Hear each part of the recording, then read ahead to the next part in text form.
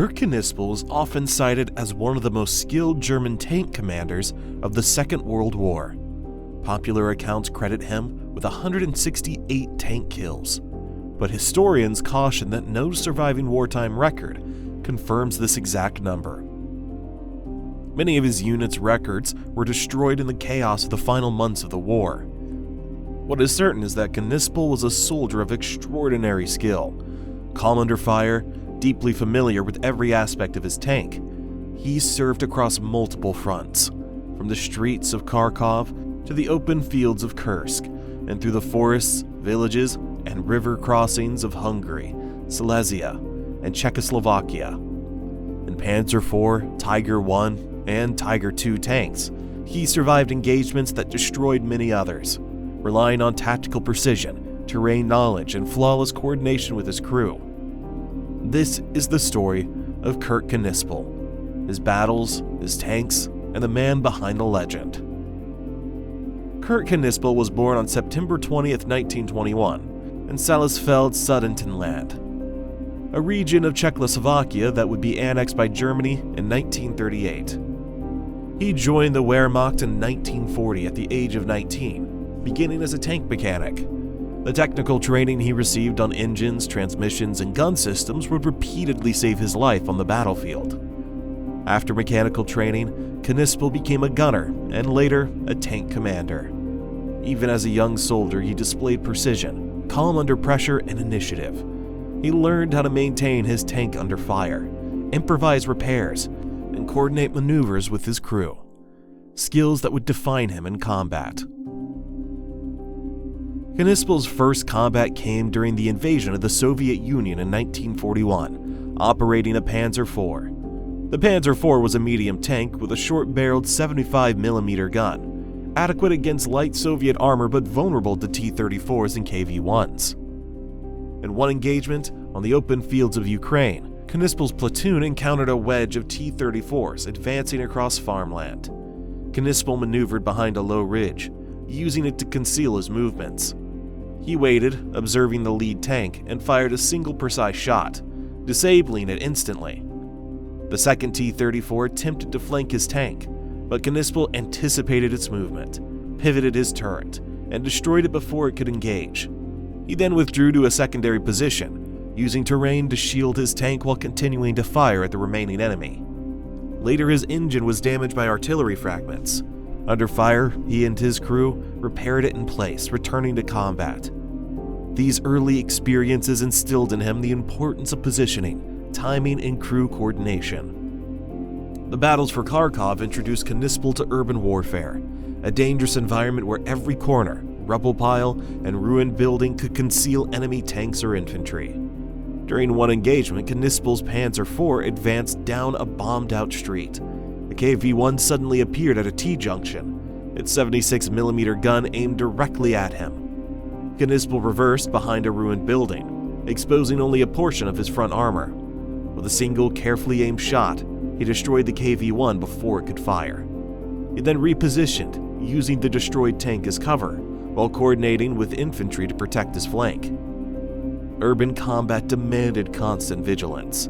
Knispel learned to use rubble, buildings, and narrow streets to funnel enemy movements into predictable paths. His methodical approach allowed him to survive where many others were destroyed. By 1942, Knispel had transferred to the 503rd Heavy Panzer Battalion, taking command of a Tiger I. This heavy tank featured 100mm frontal armor and an 88mm long-barreled gun capable of destroying T-34s and KV-1s at over a kilometer. Its slower speed was offset by firepower and protection, especially in open field engagement. At the Battle of Kursk in July 1943, Knispel faced massive Soviet formations. From his position on a shallow ridge, he observed T-34s advancing in wedge formation. Rather than attack head-on, he maneuvered along the flank, using terrain folds and depressions for concealment. Firing at extreme range, he destroyed the lead tank, then adjusted his aim to take out the second and third. As artillery shells fell nearby, Knispel repeatedly repositioned, firing, withdrawing, advancing, in short, calculated movements. Each shot required careful timing and coordination with his crew. He often relied on nearby Tigers for mutual support, spacing them to avoid multiple losses from a single shell or concentrated fire. This engagement demonstrated not only marksmanship, but also his deep understanding of combined armored tactics. By late 1945, Knispel's battalion defended approaches to Budapest, now using Tiger I and Tiger II tanks. The Tiger II, with its heavier armor and 88mm KWK-43 gun, could engage with Soviet tanks at extreme range while withstanding most incoming fire. In one encounter, two Su-152 assault guns advanced toward his position. Knispel maneuvered behind a small ridge, using it for concealment, and destroyed both with long-range fire. He quickly relocated to a wooded ridge to avoid counterfire. His shoot-and-scoot tactics were crucial to defensive operations, allowing him to survive against superior numbers while inflicting significant damage. He also coordinated closely with infantry and artillery, calling supporting fire while repositioning his Tiger II to cover vital approaches. This level of tactical integration became his hallmark during defensive operations in Hungary.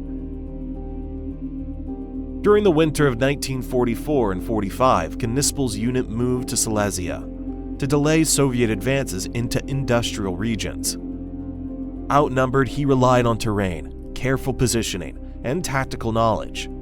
At a river crossing, his Tiger II was positioned behind a gentle rise. As Soviet armor advanced into the open, he destroyed 3 tanks in rapid succession. He then reversed into cover, using trees and buildings to conceal his position. Throughout the day, he repeated this pattern, creating effective kill zones and slowing the enemy's advances.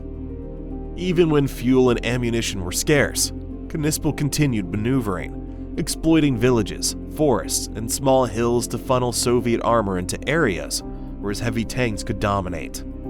His coordination with infantry and artillery was meticulous, demonstrating both endurance and ingenuity. Unlike many of his fellow soldiers, he didn't conform to strict military discipline. He often kept his hair longer than regulations allowed, was casual about his uniform, and sometimes clashed with superiors. One story tells how he defended a captured Soviet prisoner from being beaten by a German officer. By intervening, he placed himself at risk of disciplinary action. This act of defiance may have prevented him from receiving higher awards or promotions, but it also revealed a man guided by his own sense of fairness. In one final engagement, his Tiger II faced a Soviet column advancing along a forest road. Using dense vegetation for concealment, he waited for the enemy to enter a clearing. From cover, he destroyed 3 tanks in rapid succession. When artillery fire threatened his position, he reversed into the forest, exploiting terrain to evade damage. These final actions showcased his mastery of terrain, precision, and tactical decision-making under extreme pressure. On April 28, 1945, Kurt Knispel was mortally wounded near Wattstitz, Moravia, when his Tiger II was struck by artillery. He was 23 years old. His burial site remained unknown for decades until 2013, when his remains were identified and reinterred. Popular accounts give Knispel 168 confirmed tank kills, with as many as 195 in total. This would make him the highest-scoring tank ace of the war. However, unlike the Luftwaffe, which kept detailed records of aerial victories, the German army did not maintain such strict documentation for tank battles. Kill claims were often informal, and in the chaos of the Eastern Front, many went unrecorded. Most of the records of Knispel's unit were destroyed in 1945. Historians today argue that while Knispel was certainly a skilled tanker, the precise numbers attached to his name are more legend than fact. Knispel's legacy is not measured solely by tank kills. It's reflected in his precision, tactical genius, composure under fire, and mastery of Panzer IV, Tiger I, and Tiger II tanks. Across Kharkov, Kursk, Hungary, Silesia, and Czechoslovakia, he survived battles that destroyed many of his peers. His story illuminates the realities of armored warfare on the Eastern Front and the human dimension behind the legend of the tank ace.